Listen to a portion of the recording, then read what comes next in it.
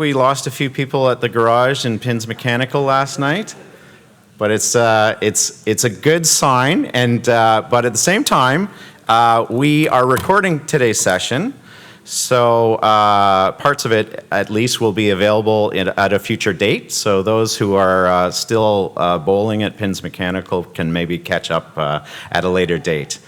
Thank you again for attending the conference in general, and welcome to Thursday. And if you're just arriving today, we've had a great conference so far, and today we expect to be as great, if not better, than the last couple days as well. So today we are honored by a discussion with Heather Barclay Hamir, and also Dr. Maureen Manning. Maureen, you've gotten to know, I think, so far this week. she's a dynamo and has been a huge supporter of the conference. And if you haven't been in a picture online with her, or she's taken a picture, you may have been in the bathroom several times because there's lots of pictures, lots of opportunities. And so, Maureen, thank you again for being here and being a big part of the conference. And then we are, as I said, we're honored to have Dr. Heather Barclay Hamir here with us, and I'll tell you a little bit about Heather if you don't know already. So Heather is President and CEO of IFSA, Institute for Study Abroad. Heather holds a PhD in Educational Leadership in Higher Education from the University of Nebraska-Lincoln, a master's degree in college administration in interdisciplinary studies from Oregon State University, and a bachelor's in literature from Pomona College. While at the University of Texas in Austin, Heather implemented broad-based innovative strategies that resulted in increased participation in education abroad among multiple underrepresented groups. UT received numerous awards from NAFSA and Diversity Abroad for their accomplishments. She has served on Diversity Abroad's Advisory Council, the Forum Council of the Forum on Education Abroad, and is a Director Emeritus of the Fund for Education Abroad. Heather currently serves on the NAFSA Board of Directors. On top of all that stuff, she somehow gets time to write and edit books as well. And so she is the co-editor of two books. One is Promoting Inclusion in Education Abroad, a handbook of research and practice, which was published in 2018. And the book in which we're having a conversation today, A House Where All Belong, Redesigning Education Abroad for Inclusive Excellence, which was published just last year. So on that note, I want to officially thank Heather for joining us today, and I'm going to hand over the duties to Dr. Maureen Manning. And there will be time towards the end or throughout if somebody has a pressing question or point that you would like to make. There are microphones, and I will run around and find you, and so you can ask your question or make your comment. So without further ado, I'm going to pass it over to Maureen. Thank you. Thanks so much, Matt, and thank you, Heather, for joining us this morning. Matt, I'll echo your sentiments about the great conference that we've had, and here we are on the last day of the conference. And I think we did lose a few people. I saw them walking across the street to Pins last night, so bolo for our friends and colleagues who may be walking a little late. But we won't shame them because this talk is all about inclusivity and belonging, so we want to certainly welcome them when they join. So I was delighted when Matt asked me to have this talk with Dr. Hamir about her book that she has co-edited with her colleague, Nick Gosick. They are quite a pair of authors and editors.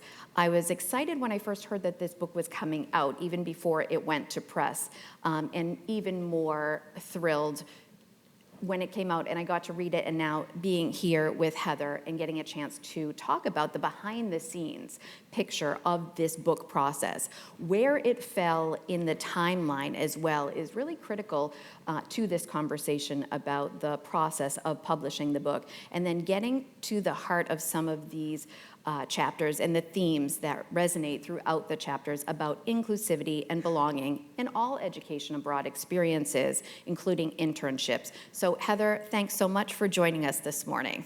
Oh, thank you. It's a pleasure. Okay, it is on. Oh, it's great to be here. This is what I had to do to get in a picture with you. Yes, thank you for that. I'll look for that selfie later on your social Perfect. media. But can you talk to us about what inspired you and Nick to put together this diverse range of chapters about inclusivity and belonging? And how did you go about selecting such a broad range of authors and topics for this book? Yeah. Well, first of all, it is a pleasure to be here with all of you. I love talking about this topic mainly because I like doing this good work with other people, and so this is a chance for all of us to be in a conversation together. There are two answers to that question. There's why the book, and then why the topic. Why the book was to get something in print so that you don't have to be at a conference, in a conference session, to be part of the conversation, which is something that I've noticed and others may have too. We try to share information with each other, best practices, explore topics, but if you're not at the conference, then you didn't benefit from that. So really for both books, the intention was just to get something out there. And my personal goal is honestly, in 5 years, people are looking at either book thinking, this is basic, we're beyond this, we need to do something more now. So taking it and going further. In doing that, especially with the second book, we were very mindful of wanting different voices and perspectives to be represented because there isn't one narrative, and it's part of one of the themes of the book about decentering whiteness. Since Nick and I are both white, we acknowledge that in the book, and here I am, you can see me. And so we talked to colleagues who had expertise in these spaces and asked them who they knew in their networks, and then as we identified our chapter authors, we asked them to bring people in, so there's no single author on any chapter.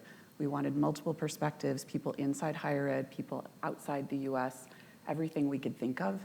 And then we had many peer reviewers who also represented very diverse identities and perspectives to help make sure we were triangulating.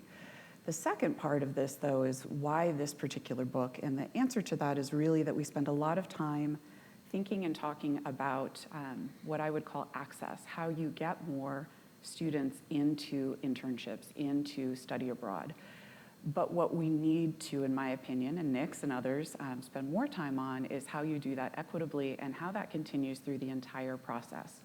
Not just open the door, now they're there, we've done our job, but how do we promote a sense of belonging for everyone while they're abroad and through every single stage of this process, including reentry.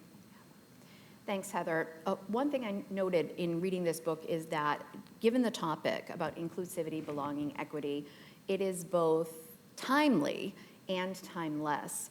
But you and I have talked offline about the timeliness of this book and the time in which it was written, and how that made it a very unusual and often difficult project and process for yourself, your co-editor, and for the other chapter authors. Could you please share with the audience what was going on at the time that this was all being put together? Yeah, absolutely. So as Nick and I were completing the first book and working through those last stages, we knew that we were missing a piece of this. And so we were already starting to talk about writing this book and gathering up great authors for it.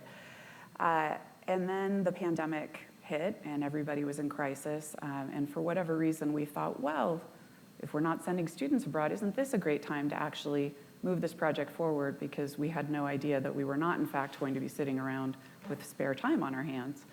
And that was its own challenge, but what actually made it really the most difficult project I've ever worked on, and possibly the one I'm most proud of, is that we were doing this through a racial reckoning in the US and in other countries. So, we hit this point where I suspect every author on every chapter was having some sort of internal and external dialogue around am I doing everything I need to do? Are these the perspectives that need to be shared and discussed? And it was incredibly difficult and painful, but it's a labor of love. And so, we worked our way through it and helped each other, and the peer evaluators, reviewers were incredibly important to just triangulate and make sure that we weren't replicating some kind of bias through chapters. Yes, I feel a little tired now still when I think about the idea of writing books, but it was worth it, and it made the book stronger in the end. Absolutely. And of all those strong chapters, and they're all strong, they're all different, yet they all have themes that resonate throughout the entirety of the book. I'm wondering, is there a particular story or stories that particularly resonate with you, and what are they, and why did they sit with you so well? There is one of the fun things about being an editor of a book is that you get to see what everybody else thinks and how they choose to present information. And as the chapters started coming in, some would have anecdotes about students or about the why of different activities that they were doing. And the one that really jumped out at me when it came in was the reentry chapter, because I'm a career education abroad person, and reentry has been this thing that we've struggled with as long as I've been in the professional field. Students not showing up, or no matter what we do, we don't get the engagement that we want. And there's a section in there by Raina Montgomery, who was at Howard University at the time, and she talked about their Study Abroad So Black pledge, which in part includes a commitment when students return that they are part of a community and they'll help others have the same opportunity. And I had not really thought in that way about reentry usually being positioned as an I. It's about you as the student, you've had the experience, come think about it, or plan for how you'll integrate it into your resume. And instead, it was more a pay it forward approach of we're a community, we owe it to those that come after us to help others. And their participation is wonderful. And I just thought that's a great example of how we need to think differently about all the things we do and explore where we're limiting the outcomes we get because of the ways we choose to approach our work. Thanks so much, Heather. That's sort of a surprising theme that emerged from this book for you. Were there other surprising themes that jumped out, or perhaps some common themes that helped as you took these very distinct chapters from individual authors, co-authors, and then wove it all together into this masterpiece? What were those common themes that emerged, and any of them surprising? Yes. So now that I've done a couple of book projects, I can say that the way you write the conclusion is by waiting for all your chapters to come in and then figuring out what the themes are so you can synthesize. And as they were coming in, there were a couple of things that were really strongly present. And there were lots of themes, so I don't want to throw a bunch of things at anyone. But the one that really jumped out at us first and foremost was the idea of equity-mindedness. That really underlying all of this is the idea that we need to look at our own mindset, because we're the ones that drive the work or replicate policies and practices that continue to get the same kinds of outcomes that we're seeing now. And the other was one that, at least for my organization, we were already starting to work with, but there were lots of chapters that were focusing on the idea of belonging as the outcome we're seeking. So many of the things we do are really the means by which we try to advance to a place where everyone feels a sense of belonging. So what role do you think that educators, institutions, organizations have in fostering a culture of inclusivity and belonging in their workplaces and in their programming as they think about education abroad opportunities, including internships? I think everything we do is done by people. Organizations are people, the students we serve are people, policies were created by people, and so we influence all of that. Now there's larger societal dynamics, those are hard to get at as an individual or an office, but we can shape so much of what happens, and there are certain narratives in our profession that sometimes get in our way. And part of the work and part of what's so hard about it is it's like exploring a new culture. You're trying to understand things that no one's explained to you or that you haven't thought about before, and then make meaning out of them. So I actually think everyone is empowered in this space. May or may not be heard, but we all have agency because we're all interacting with other humans. So you mentioned personal narratives, and I want to push a little bit more on that and ask you, how do personal narratives help illuminate the experiences, particularly of historically marginalized populations in terms of education abroad experiences? Yeah, I think they're really powerful. They're powerful in two directions, right? So on the one hand, part of what happens with student mobility of all sorts is, is that for me or not for me? Do I see myself in this experience? And so personal narratives from student alumni help to illustrate that this is an experience that you can have. They need to be authentic, so not just the sort of glossy, like students jumping in the air pictures, but they take away this sense that it's for somebody else. As educators, where they're so powerful is they help us understand the true experience of students in whatever kind of environment they may be in. And as part of this process, really listening and engaging students around that experience and asking them the questions they won't surface. I mean, how many of us have heard, like, how was your experience abroad? And the first answer you get back? Anyone? What? It was amazing, right? And if you don't go any further than that, you'll get that from almost everybody, because that's the right answer. That's what you're supposed to say. But if we really want to understand and then learn from student narratives, we have to ask a lot more questions than that and get below the surface and then engage around what we learn.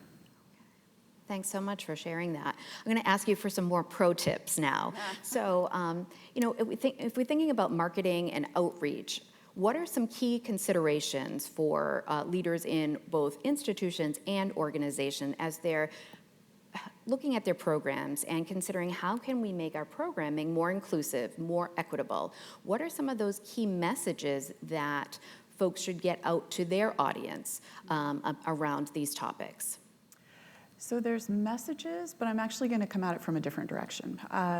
If there's one thing we could all do that I think has the most potential to affect the kind of change we want, it's actually to build trusting relationships with the people who serve the students we want to serve.